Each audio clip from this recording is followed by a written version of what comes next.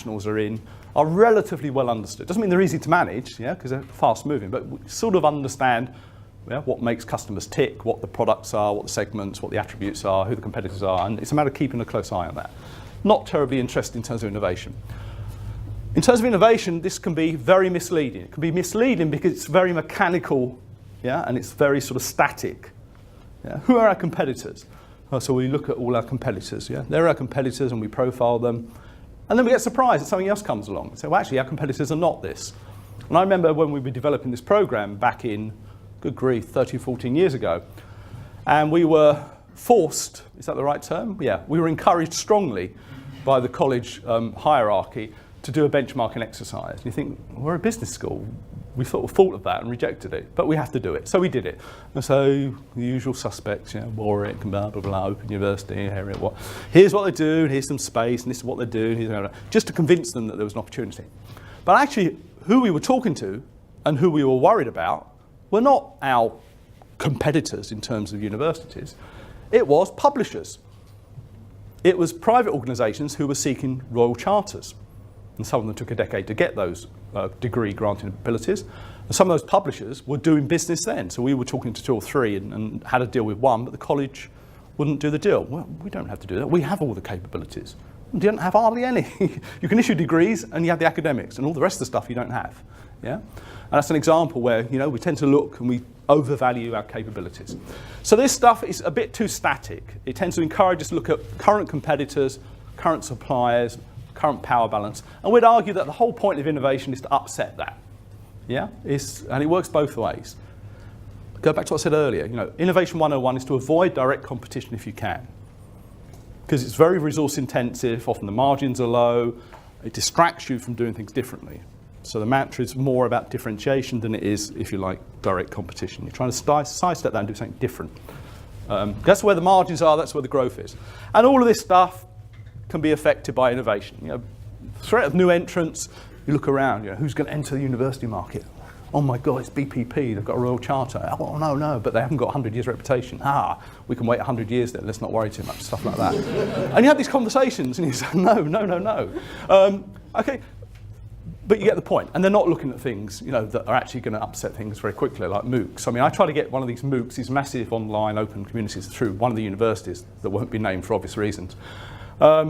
And I had a discussion, and it was escalated throughout the head of school, and it went up to the registrar, which is second in command. I got to the registrar, about 10th time I pitched this, saying blah, blah, blah, blah, blah, blah, blah. And they said, two things. They said, so I don't understand, how do we get students from this?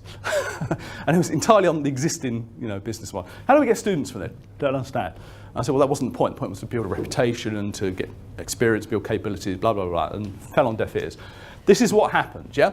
So we tend to be looking at benchmarking things that aren't terribly important, or at best are incrementally better or worse than us.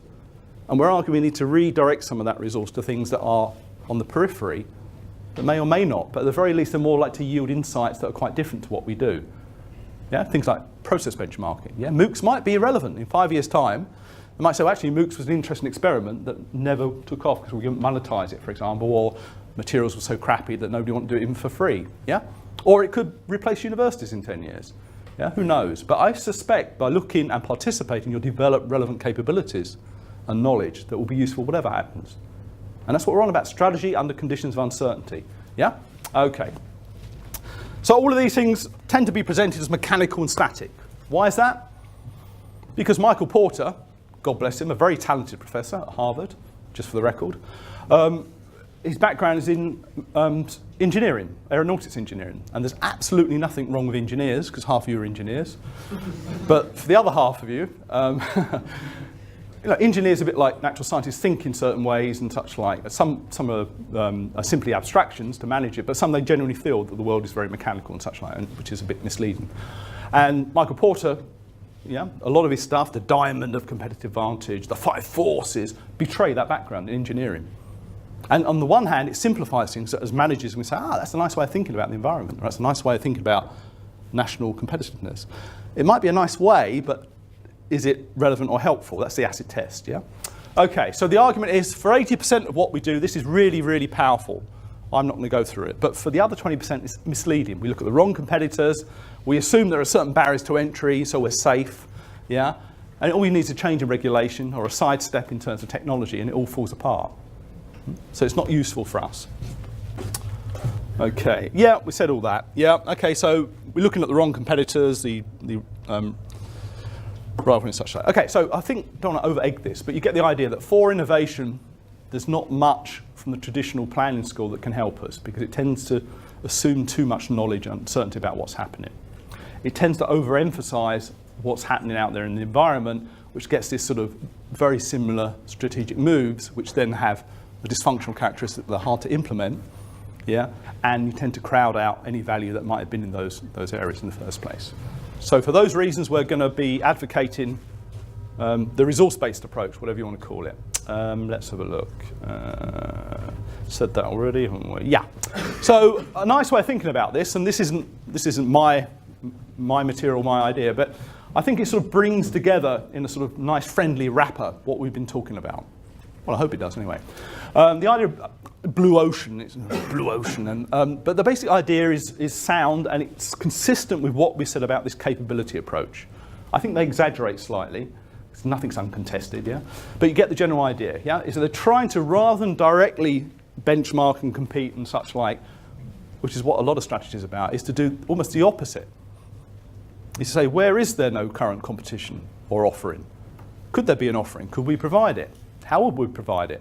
And to challenge some of the constraints. That's one of the interesting things about this blue ocean approach, is you just don't accept, well, you can't have high quality and low cost, consistent. It's got to be one or the other, hasn't it? It's got to be one or the other, because if it was good, it'd cost a lot of money, wouldn't it? Yeah, and challenge some of these trade-offs and assumptions. And lots of very interesting things start to happen in terms of potential innovations and innovation strategies. So I think, I'm not keen on the term, but maybe you are, but I think it encapsulates what we're talking about. Try to avoid this direct competition, try to understand what the capabilities are, and therefore where those capabilities might be exploited elsewhere. Okay? Okay.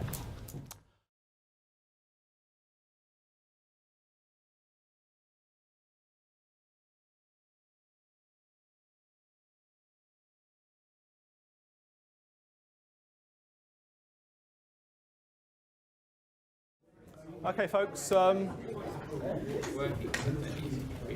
relax. Okay, let's resume. Okay, what we're going to do in the next part of the session is, I guess, 3 things. Not 2, not 4, but 3.